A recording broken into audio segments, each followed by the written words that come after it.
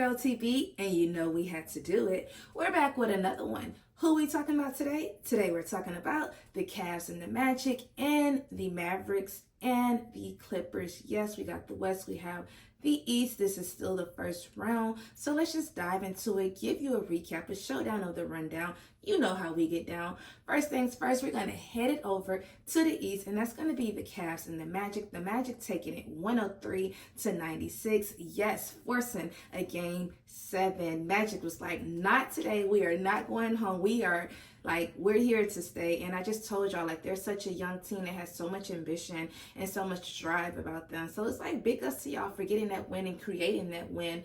And all of the players doing like a wonderful job. Like, y'all all did great. So it's like big ups to y'all for doing that.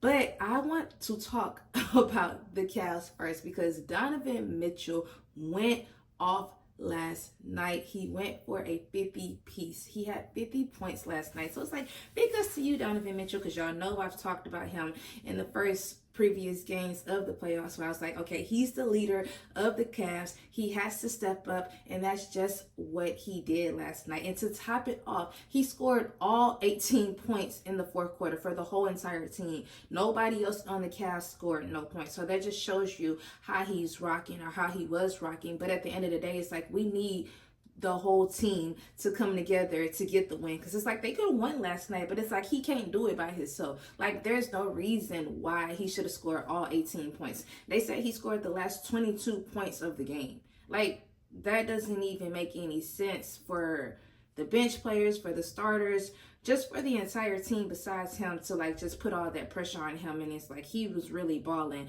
and it's like everybody else was asleep. Like, where's the rest of the team? You know what I'm saying? I understand they don't have Jared Allen, but everybody else, y'all need to be next in line. So the next player in line is going to be Garland. He had 21 points and he had 7 rebounds. So it's like big ups to you, but it's like they can't be the only 2 people putting in that work. And I just really feel like that's what hurt them. I feel like the fourth quarter definitely hurt them because once again, Donovan Mitchell did not have any help. And then it was like they was able to go on a 17-4 type of run in the third quarter. So it wasn't like it was just a bad game. It wasn't even like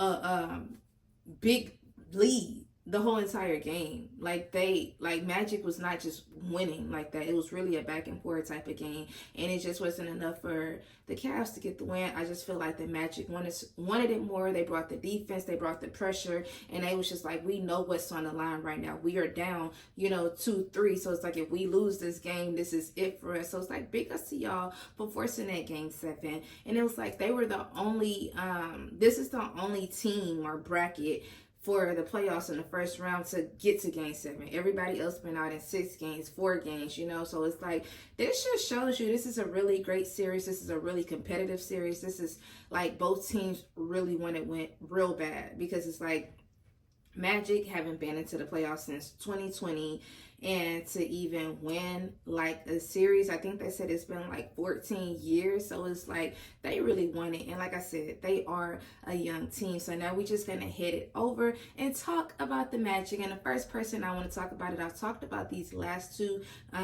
players last game. And the first one's going to be Banchero. He had 27 points, 8 rebounds. I feel like he's kind of consistent. I know in like game 3 or one of them games he wasn't. I know Franz Wagner basically stepped up to the plate, but I think they played equally last night. So it's like big ups to y'all doing an amazing one and getting that win. And the next person is going to be Wagner. He had 26 points, 5 rebounds. So it's like there you have it. That shows you how they was rocking. And what really topped it off is what you had Shuggs. He hit 6 threes last night, so he was on fire. He was feeling it. So, and I just feel like the Magic, they just have really great chemistry together. They just flow, and I just love that. So it's like I think they play on Sunday, so it's anybody's game. It's like who's going to take this game. They play back in Cleveland, so it's like, ooh, this is gonna be a really great matchup tomorrow. So big ups to y'all, big ups to the Magic leading that, taking the game 7 and doing y'all big one, saying that y'all really wanted, showing that hunger, and it showed out on the court. So that's really all I had on the East. And so now we're gonna head it over and talk about Dallas and the Clippers. Yes, Dallas winning the series, going to the second round, 114-101. So it's like big ups to y'all doing an amazing job. Dallas really put like that defense, that pressure, all the above on the Clippers, and they was like, not in our house. We finna take this. We finna win the full thing, and that's literally just what they did. So let's just dive into the stats and just talk about how this game went. First thing, I think we're going to talk about LA, get them out the way and whatever. So the first person is going to be Paul George. He had 18 points, 11 rebounds, getting him a double-double, but it was not enough for the win. And then it's like you had Zubac. He had 17 points with 11 rebounds. So once again, they had similar stats, because I know I mentioned them last game where they had basically the same amount of points. And it's like, here we are, same amount of rebounds, both getting them a double-double. So it's like, okay, I see how y'all are coming, but it's like the whole team needed to step up, because it's like you didn't have Kawhi. James Harden didn't hit no threes last night. And it just was like the only person that had 20 points that came off the bench, and that's going to be Norman Powell. He had 20 points last night. So it's like, for him to be the only player off the bench to score 20 points, it just shows you nobody else was really stepping up to the plate, or was just Dallas playing defense like that. Great defense to like stop everybody. I kind of feel like it was 50-50. Dallas was like, let's finish this out. We don't want to go to a game 7. And that's just what they did. It's like, yeah, we win in this game. And then the lead just honestly just kept getting bigger and bigger. They went on to 35. They outscored them 35-20 in the third quarter. And it was basically no coming back from that. It was like once that quarter happened, it was like it's a wrap. You can tell from the Clippers, you had Harden, you had Paul George, you had Zubac. They all played 22 minutes last night in the first half. So by the time the second half came, they was already fatigued. They was burnt out, and you can see it when they were playing. Like, it just showed on the court, and nobody else really just stepped up to the plate. So yeah. That's just really how Los Angeles was rocking. And then we just gonna head it over and talk about Dallas D-Town, Boogie D-Town. No, I'm just playing. Dallas, and that's gonna be Kyrie. He had 30 points. He had 6 rebounds. And the crazy thing about it, y'all know I love me some Kyrie. He only had 2 points in the first half. And then he came out on top second half, hitting 28 points. And it's like, and then just taking a win, taking over, because that's what you're supposed to do. And then the next person that we always talk about, you know, we got the duo right here, and that's gonna be Luka. He had 28 points, 13 assists, doing an amazing job, getting him a double-double, helping his team take it to the next level, next round, next, you know, big everything, big energy. So it's like, I love that for them.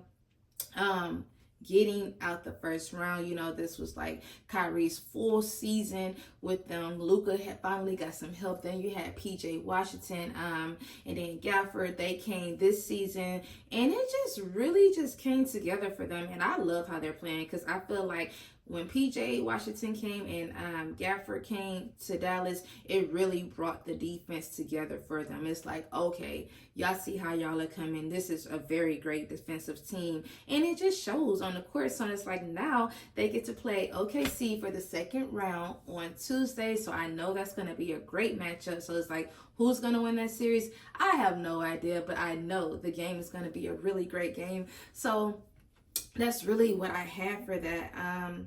Yeah, it was a good game. It was, Dallas did their thing. They deserved to win. And I just even feel like, even from the last game when they blew them out back in LA, it was like, okay, Dallas is really coming with it. They was like, we finna close this game out next game. And that's exactly what they did. But y'all already know, that's all I got. That's all I have. Quick, easy, straight to the point. But you know what I'm about to say. I need y'all to be productive. I was productive, so you gotta do the same in return. Also, please don't forget to like, comment, and subscribe. And don't forget to turn on your notification bell so you can be alerted when who posts, when TB posts. Once again, I'm TB. Peace out. Bye.